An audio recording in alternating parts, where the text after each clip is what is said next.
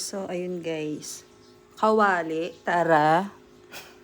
So, ayun, bago yun ay nagluto muna ng agahan at pinakuluan ko nga muna itong hotdogs na puro preservatives, ayan, nang mabawasan.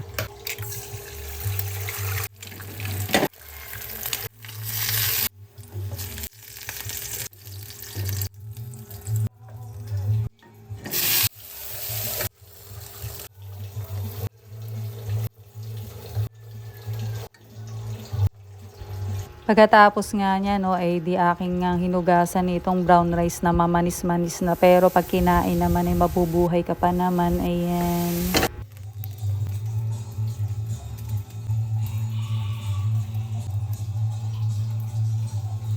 At nang matapos nga mag-agahan, o ay di eto nga, nagtimpla nga ng kape, ayan. At may natira pa nga sohole. Dahil nga sa wala nga internet simula nga kahapon, o ay di eto nga trip nga pumunta sa Kawali, ayan.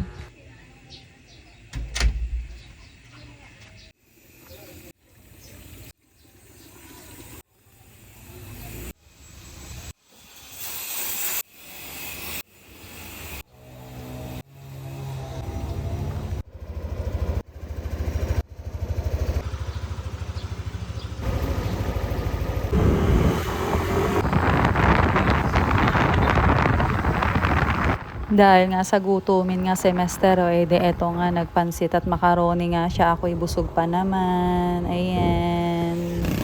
Pang merienda, ano? Dablog na niya. Bus na yung aking mga stock. Tig-dalawa. Dami ko nung tao kanina. Kaya may pala nakadali dyan, ano ba? Oo.